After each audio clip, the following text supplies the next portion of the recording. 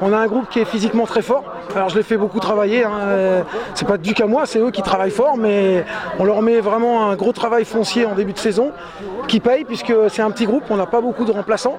Alors ils sont 10 avec quand même 2 débutants, donc il y a des joueurs qui sortent quasiment pas. Et souvent, ils font malgré tout une grosse différence en deuxième mi-temps sur l'aspect physique où ça baisse pas de rythme. Et en plus, un deuxième avantage qu'on a, c'est que toutes nos lignes sont dangereuses. Contrairement à d'autres équipes où ça tient sur le Stade Montois, c'est un petit peu le cas, il y a 2-3 joueurs supérieurs. Et ces joueurs-là, on leur demande de répéter les efforts. Donc en première mi-temps, ça va bien. Mais au bout d'un moment, physiquement, ça penche. Et nous, c'est pas le cas. On a sur les 7 joueurs possibilité d'attaquer d'un peu partout et justement de libérer ceux qui ont déjà beaucoup donné au début. Donc je pense que la différence se fait à peu près là, parce qu'au niveau du jeu, tant que c'est physiquement pas fait... Donc les effectifs, donc le physique, le coaching qui a fait la différence à la fin. Le coaching, je ne sais pas si c'est le coaching, mais ce qui est sûr, c'est que je pense que mes joueurs ont pour certains un niveau physique très très important. Et en plus, on a la possibilité d'avoir sur les 6 joueurs d'attaque, 6 joueurs capables de marquer et qui marquent. Les ailiers, comme le demi, comme le pivot, tout le monde peut marquer. On n'est pas une équipe qui se repose simplement sur 1 ou 2 joueurs. Et on a vu beaucoup d'équipes cette année avec des très très forts joueurs, 1 ou 2 joueurs, mais à côté souvent c'est un petit peu moins fort. Et quand ces 2-3 joueurs-là sont en baisse, derrière ça perd du rythme et nous c'est pas le cas. Nous on peut quand même distribuer sur les ailes ou au pivot et ça continue à être fort. Alors, je vais vous présenter les joueurs. Donc pivot Marley, qui a commencé le hand cette année, donc excellente progression. Notre petit arrière droit gaucher, ailier droit gaucher Axel, qui est 2009, donc première année. À côté Noah, ailier à droite, à gauche, pardon. À côté derrière là-bas c'est Camille, lève la main. Camille, qui est un ailier, un bel ailier, puis qui a été bon aussi en arrière aujourd'hui. Là on a en numéro 3 Monsieur Hugo, qui est à 1 année de hand aussi. Je me trompe. Première saison de hand, donc mes félicitations d'être à ce niveau-là, les gars. Notre demi-centre, le meneur de jeu, Elio, qui lui est là depuis les moins de 11, donc je le coach déjà et je l'entraîne déjà depuis 5 ou 6 ans. Donc un petit vieux de la vieille. Notre gardien, alors on a 2 gardiens, aujourd'hui il y en a un qui était absent, donc lui a rempli tout à fait sa mission aujourd'hui. Evan, qui est aussi un très fort arrière. Evan. On a Léo Bréau, le capitaine, le rock, le solide. Donc Léo le 13. Lucas, notre gaucher qui est donc arrière droit. Qui a été élu meilleur joueur, donc en plus une grosse gâchette, un gros tireur. Emeric, 2009 aussi, comme 2-3 autres, première année. Emeric qui est arrière gauche, donc droitier, qui joue aussi demi. Et puis qui est la deuxième gâchette avec Lucas, nos 2 arrières qui tirent beaucoup. Alors je vais vous présenter mon staff, ça c'est Mathieu, c'est le papa de Lucas qui est entraîneur des gardiens, il était gardien dans sa jeunesse, à un bon niveau. Cédric, mon entraîneur adjoint et coach quand je suis pas là, ou pour tout, on se complète.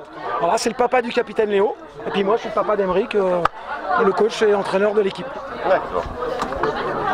Il nous a fait l'honneur de venir encourager notre équipe, le président, qui se démène beaucoup et qui est un président nouvellement élu, puisque ça fait 1 an de mandat. Donc Laurent Bridon, le président du Biscarrosse Club Olympique. Et alors, où en sont donc toutes vos équipes a priori? La saison se termine pour tout le monde. Oui, alors on peut féliciter donc nos moins de 15 garçons pour cette saison. Les moins de 13 filles aussi qui ont fait un joli parcours. Malheureusement, leur championnat est mal tombé. Voilà, donc ici le coach, M. Hébert, Olivier. Et donc ensuite, on a eu les moins de 11 aussi qui ont été éliminés en demi-finale de coupe, qui ont fini 3e du championnat Excellence. Et la deuxième équipe aussi a réussi à monter en Excellence. Moins de 13 garçons, ça a été un peu plus chaotique. Ensuite, les moins de 15 filles, il n'y avait pas d'équipe au départ. Et finalement, on a eu une arrivée de joueuses et on avait terminé en bonne place au niveau honneur. Voilà. Et après, c'est l'équipe senior en Nord-des-Landes qui se maintient en honneur régional. Voilà, et qui compte sur quelques arrivées pour l'année prochaine. Voilà. Ensuite, on a l'école d'arbitrage qui a bien fonctionné cette année. Et au niveau de la Fédération française, on a obtenu 4 labels en féminisation, école d'arbitrage, baby hand, club formateur et le dernier, civilité et honorabilité. Voilà. Donc voilà, il y a à reconstruire puisque comme chaque saison, il y a toujours des gens qui partent, d'autres qui arrivent. Donc on repart pour une nouvelle saison qui j'espère sera aussi fructueuse que cette année. Voilà. Pas de senior filles dans les Nord-des-Landes. Nord-des-Landes, on peut rappeler ce que c'est. Nord-des-Landes, c'est un peu une CTC, c'est une fusion, c'est quoi? C'est une convention entre deux clubs, le club de Mimizan et le club de Biscarrosse. Voilà. Alors les seniors filles, excusez-moi, c'est vrai, je les ai oubliées. Voilà. Mais il faut dire qu'elles sont plus constituées de Mimizanaises, voilà, qui elles cette année sont milieu de tableau, je crois, de l'excellence départementale. Voilà. Et qui espère aussi se renforcer pour l'année prochaine et viser peut-être la région. Pour dire pour les loisirs. Voilà, aussi, nous avons une équipe loisirs d'anciens joueurs ou de parents qui veulent essayer un petit peu. Et voilà, alors le loisir, c'est c'est pas compétitif, c'est juste des gens qui veulent jouer au hand. Voilà. Et puis après, on est aussi sur du beach handball. Voilà, on essaie de voir comment on peut essayer de lancer le truc, puisque on a de belles plages sur notre lac. Voilà. Que dire de plus que je suis content, évidemment, je suis fier des garçons de l'équipe de Monsieur Gras. Voilà. On va récapituler un petit peu la saison de ces U15 garçons. Alors donc on parle du groupe U15 garçons de Nord-des-Landes. Donc comme dit le président, Nord-des-Landes c'est Biscarrosse et Mimizan. Donc des jeunes qui sont nés entre 2009 et 2008. Donc on n'a pas de surclassé 2010, donc 2009-2008, voilà, des U15. Ils ont commencé la saison tambour battant on a une première partie de championnat où il fallait déterminer les premiers pour être qualifiés pour une phase supérieure. Donc ils ont fini premiers de cette phase départementale. Donc cette phase les a emmenés ensuite sur une phase tri-départementale, c'est-à-dire les deux meilleurs de trois comités. Donc il y avait les Landes, nous et le Stade Montois. Il y avait la Dordogne-Périgord, avec l'équipe de Entente Périgord Sud-Ouest, la jeunesse sporastérienne de Saint-Astier. Et on avait aussi le Lot-et-Garonne, le 47, avec notamment la belle équipe de Marmande. Voilà, il y avait 6 équipes. On a oublié l'équipe d'Aimé aussi, très forte. Donc voilà, ça faisait un championnat à 6. Et sur ce championnat à 6, l'équipe a continué sa lancée. Elle a fini championne de ce Tridep en faisant 10 matchs, 9 victoires et une seule défaite à l'extérieur. Donc vraiment un bilan satisfaisant qui les a propulsés champion départemental excellence, champion du Tridep. Là, un parcours en coupe qui finit en apothéose aujourd'hui avec une finale gagnée. Je vais pas dire, c'est pas facilement, mais haut la main, ils ont bien joué. On a pu en plus faire jouer tout le banc, tous les remplaçants. Donc avec un petit matelas à la fin. Donc voilà, c'est une belle satisfaction parce que c'est un tout petit groupe. Pour faire normalement un bon groupe de hand, il faudrait être une quinzaine, une vingtaine. Là, on est une dizaine. On est vraiment 10. J'ai amené tout le monde.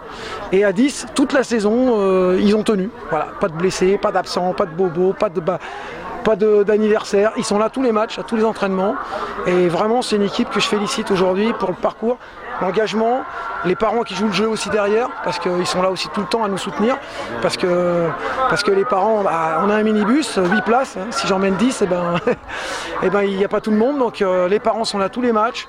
Voilà, c'est vraiment un groupe de copains avec un noyau dur de 4-5 joueurs qui jouent ensemble depuis les moins de 11. Donc ça fait 5-6 ans que je les ai et que je les suis comme ça. Et donc les premières années. Et puis il y en a qui ont démarré cette année, qui rejoignent le groupe, qui rejoignent le train qui va très vite avec des joueurs vraiment très forts dans les meilleurs de la région. Et voilà, qui sont sélectionnés, ils ont tous quasiment, à part les débutants, tous les autres ont déjà eu des sélections avec le comité départemental. Donc, et puis certains ont été aux portes des pôles espoirs. Donc il y a quand même 2 joueurs qui ont fait le concours, Lucas et Emeric. Donc c'est vraiment une belle équipe de copains qui jouent à un très bon niveau. Tous les postes en plus sont pourvus, ça c'est une chance aussi. Parce que je pourrais avoir que des gauchers, que des droitiers, que des avants, que des arrières. Non, j'ai vraiment une équipe complète, mais juste. Voilà, un groupe très juste. Et pour Du coup, ils se sentent tous concernés, ils savent que c'est juste, ils savent que s'il y a un absent, c'est tout le plan qui est par terre, quoi. Exactement. Alors, c'est peut-être la solution. et il y a ça, et je pense que peut-être encore plus que ça, ils craignent la colère le mardi du coach si jamais il y en a un qui me fait défaut. Non, je plaisante. Mais c'est vrai qu'on les a responsabilisés très tôt, à savoir, soit on fait le championnat tous ensemble, mais ça veut dire tous ensemble toute l'année, ou alors on rentre à la maison, on va faire du loisir. Et puis, donc ils ont voulu jouer le jeu, on les a responsabilisés, ils se sont responsabilisés et ils ont été de toutes les campagnes, on a fait énormément de matchs. Sur le mois de mai, c'est énorme. Mois de mai, juin. Il faut rajouter quand même une chose, c'est que le fait qu'ils terminent premier du tri départemental, ça les a qualifiés pour faire un tour de qualification de championnat régional. Voilà. Donc ils sont allés disputer un tournoi à Ponce, je crois, c'est ça. Voilà, où ils ont fini 3e sur 5, ratant de peu la qualification, puisque c'était que les 2 premiers qui étaient passés. Ah, donc oui, voilà, donc ils étaient à 2 doigts de se qualifier pour l'année prochaine de passer en région, quoi. Non, pour faire le titre régional, championnat régional. Ah, ok. Voilà. Donc, ils ratent de peu. Alors cette place de 3e, il y avait 2 poules de 5. Les places au niveau de la 7e place régionale de toute la Nouvelle-Aquitaine. Ils n'ont pas conscience, j'essaye de les fois leur rappeler, ils n'ont pas conscience que ça veut dire la Nouvelle-Aquitaine, la taille que ça représente, le nombre d'équipes prestigieuses, Bruges, sur la Gironde il y a Bruges, la Spom, tout ça. Sur les Pyrénées-Atlantiques, on a Billère, Nousty, enfin des très grosses structures qui pour nous, petits clubs, on s'est approché de ça de très près. 7e place, il y a beaucoup de gros clubs derrière et il faut rester très fier de ça. Ça s'est joué à très peu de buts sur un match, donc voilà. J'espérais évidemment un peu plus, mais franchement, la saison, tous les objectifs ont été remplis et ça aurait été un bonus d'aller un tout petit peu au-dessus, mais on est quand même 7e, c'est une place que beaucoup auraient voulu faire cette année. Je voulais terminer par féliciter les joueurs quelques joueurs de l'équipe qui ont été sélectionnés pour faire partie de la section handball à Parentis. Donc c'est une section pour les joueurs qui veulent continuer un peu plus la compétition. Donc ces joueurs, c'est notre capitaine Léo qui a été pris, Lucas qui a été pris, Lucas l'arrière qu'on a présenté. On a Evan, notre gardien qui est aussi arrière, qui a été pris, et enfin le petit demi-centre Elio qui a été pris. Donc ça fait 4 joueurs qui vont s'entraîner un petit peu plus encore, comme une section sport-études, un peu comme on les connaissait dans le temps. À savoir qu'on rajoute dans cet effectif l'ailier Camille qui était déjà, parce qu'il avait un an d'avance à l'école. Donc on a Camille qui ça en fait 5 et on a un 6e joueur qui intégrera l'équipe l'an prochain qui y est déjà. Donc j'ai un noyau dur dans une section qui va travailler ensemble toute la saison et ça c'est très intéressant pour les moins de 17. Alors, du coup, les perspectives de ces jeunes de moins de 15, l'année prochaine, ils sont dans quel groupe? Ils sont dans quel championnat? Alors pour l'année prochaine, intéressante question puisque c'est au cœur de toutes les attentions du moment. Ce groupe on va monter tout le groupe qu'on a en moins de 17. Donc c'est-à-dire les 2008, les 2009, qui seraient normalement encore moins de 15 l'an prochain. Mais j'ai pas un groupe assez gros pour pouvoir faire un championnat moins de 15. Donc on va monter tout le monde en moins de 17. Donc ils seront un peu surclassés.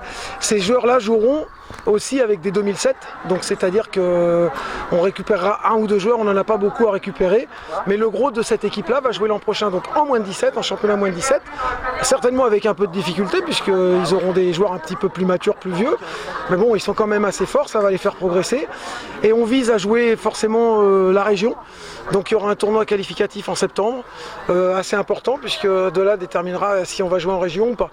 Donc on a de gros espoirs, on espère, mais malgré tout, il faudra quand même passer par ce tournoi qualificatif. Et si on se qualifie, on aura toute notre saison pour jouer en région, apprendre, pour que l'année d'après, on brille au même niveau que cette année.